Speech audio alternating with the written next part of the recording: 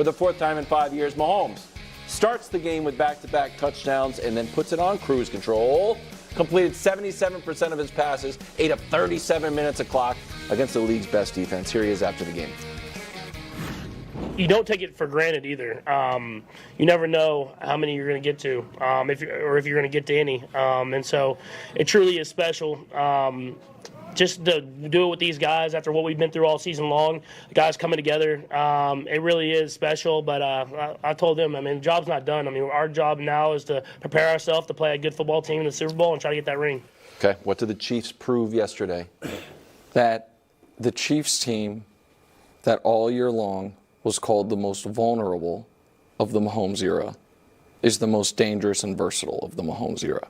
The Chiefs team that all year long people talked about what was wrong with the offense while we were all focusing on that, and the Chiefs foolishly thought, well, we have the greatest offensive mind ever at head coach and the most talented player ever at quarterback. I bet they'll figure it out. What they weren't paying attention to is the Chiefs built the league's best defense, because that's who they were. They were the league's best defense, second youngest and best. And because of that, plus who their quarterback is, they have a recipe for winning playoff games, the likes of which we have not seen since, I hate to say it, but the Brady-Belichick Patriots, which is, can we trust you, Patrick, not to turn the ball over? Can we? Then we win. Here's Mahomes this season, the team this season, as long as they don't lose the turnover battle, they're 9-1. The one loss was game one, and the turnover was a pick six.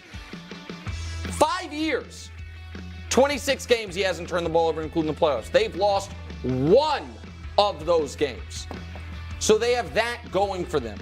And then you add to it the fact that while every other team while the media might act like the mystique is gone, none of their opponents do. Yeah.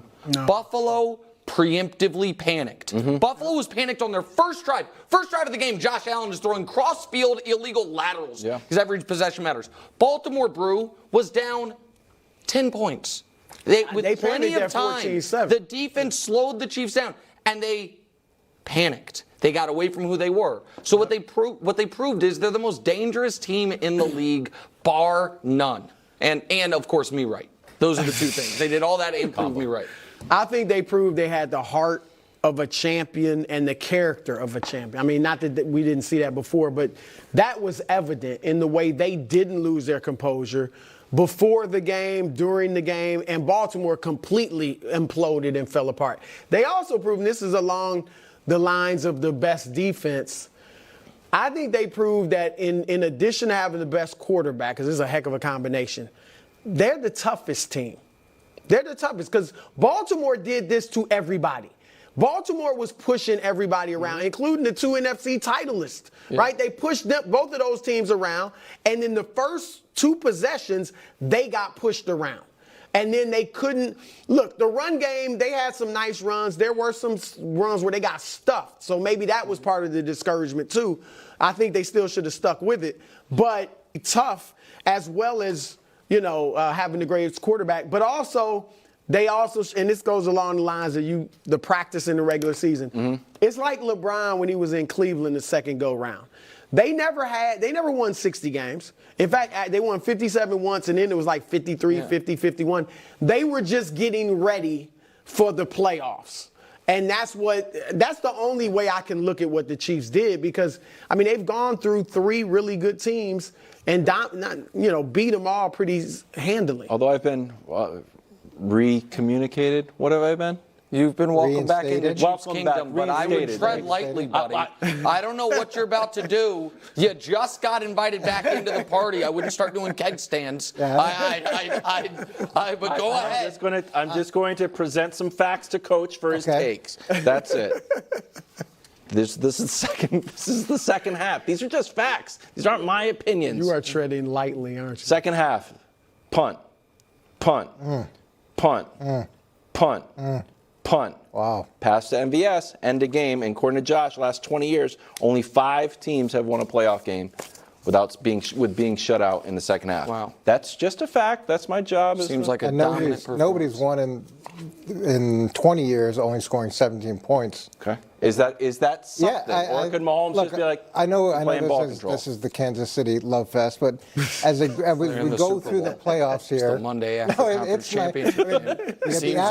we got the asterisks with the Bills because they were playing the replacement team. You know, everybody. The Chiefs had more starters out for injury yesterday than the Bills had in that game. Nobody gave a damn. And then you play this Baltimore team facts. that, for some reason, goes away from the run. Because we bullied them. Which is inexplainable, and they made a fantastic play on the goal line, and that, to me, is the difference in the game. I think if Baltimore scored there, we would have seen a dramatic. I could never imagine a guy winning a playoff game when you fumble at the one. The Chiefs did last week. When you look at what they've done, they have found a lot of different ways to win. And I respect their maturity. I respect their approach.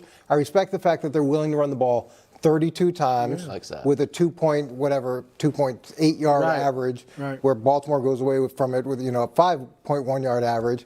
I do think this scoring in the second half is an issue, and it was an issue throughout the season. There are 3 games where they didn't score in the second half. They were 29th in the NFL in second half points, and now we're seeing a 49ers team that's been very good in the second half. You know what? 27 of those 29 teams that were ahead of them have in common. Their season's over. Like, Coach, can I ask you this? Can we show the second half defensive stats? Because anybody that is refusing to acknowledge the correlation between the Chiefs slowing down in the second half and this, I think, is being disingenuous.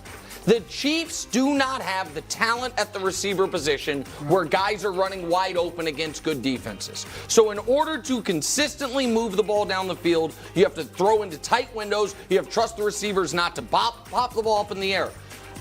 As soon as the Chiefs have the game in hand, they shut it all down. They shut it down, and what you saw, the Ravens when never they didn't score 3 times in the second half during the regular season. They lost 2 out of those 3 games. So maybe they were honing that approach. No, in the regular season, guys, what more do the Chiefs need to do to show you the regular season does not it's a matter. fair point. No, it's it's not. Hold up, it is not a fair point. It is. Here's the thing. Why is it not a fair point? Because if during that stretch of time, someone had said, all right, Nick, all right, guys, here's the situation. Here's where the Chiefs are. They're not getting any new players. It's going to be this roster. The playoff road is going to be home for Miami, in Buffalo, in Baltimore. According to DVOA, they actually have, if they win this title, it will be the hardest group of opponents in NFL history, those 4 teams. Okay? Coach, all right, let's phrase it a different way for a moment. Check those stats. Aside from Kansas City, who were the best teams in the AFC this year? Were they Baltimore, Buffalo, and Miami? By any metric, of course, yes. That's the road. And the Chiefs are going to stop turning the ball over, shut everyone down defensively, and Mahomes is going to play perfect. Are we then going to, if I were to say, guys, I think that's going to happen, you guys would say, Nick, you're being crazy optimistic. Nick, you're waving pom-poms. Nick, there's no evidence of it. It just happened. That is the life we just saw, and now I'm trying to be told what's wrong with them. They're in the Super Bowl. They're in the Super Bowl. He's just saying there's a lot of punts. There's a lot of punts. He scored 0 points. So you think that they're going to the meeting today or the next day and saying, hey, great job offensively in the second half. No, we really knocked it out of the park, guys.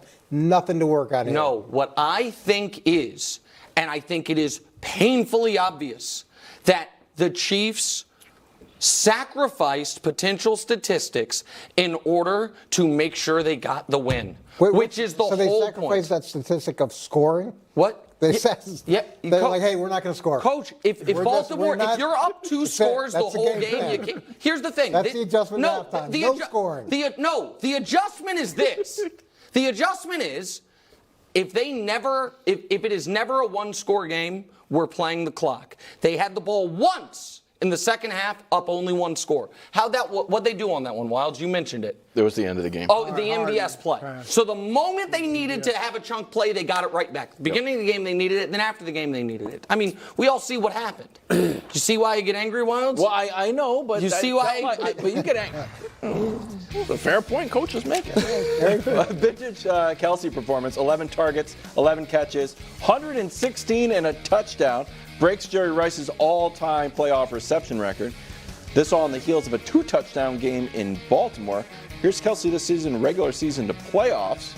Brew, are you surprised Kelsey has been this dominant in the playoffs. I'm surprised because he didn't. I mean, regular season, you see his yards per catch were career low. First time in like 8 years doesn't have 1,000 yards. And Kyle Hamilton. He almost had, I mean. Well, yeah, okay, but still, he still would have had a low in okay. yards in the last 8 or 9 years. Kyle Hamilton's All-Pro safety was on him. Mm-hmm. That touchdown catch, I believe it was Hamilton that was on him, and he just, had his way with him. Coach, I think Kelsey, if there was any doubt, I think he proved yesterday he's the greatest tight end ever. Because Gronk, as great as Gronk was, he was injured a lot. And so I think something like that, but also just Kelsey's numbers and accomplishments, I'd have to say he's the best tight end ever. Yeah, what amazes me is they've got one star. They've got one star. He's the star. Like double team, and I get it that Kyle Hamilton's done a great job and he's an all-pro, but you've got an all-time player here. Double team him, take him away. Let Rice beat you on the shallow crosses and the wide receiver screens. Take him away. And look, his performance was outstanding, and it gets more and more impressive each week, so I don't want to take anything away from that, but I think defensively, they've got one star. Let's eliminate him. If it were, I don't mean to be a smartass, but if it were that easy, someone would have done it. Yeah. He's played, we can show you the numbers. He played 17 career playoff games with Patrick Mahomes. That's a season in the playoffs. 133 catches, 1,500 yards, 18 touchdowns. Can't stop That's him. Travis Kelce in the playoffs, which is why Dusty the Board, which is why Justin Tucker got added to the board this weekend, added and eliminated same day, and we have some other eliminations we need to do. So let me try to quickly do this. Chris Broussard, you have been added and eliminated. Sorry about that. I hate to do it. These are teammates. This is the FS1 logo. Everybody. I watch that TikTok. Everybody. All of you. Especially Coward and J-Mac, who picked him to lose by a combined 41 points. Talk to you about that tomorrow on the Herd 205. Or 105. Sorry about that. Oh, Justin Tucker eliminated. And then, wait, there's one other bonus elimination. Remember that Eagle who was doing all that jawing even though he didn't play for the Eagles anymore? And then went to the Lions?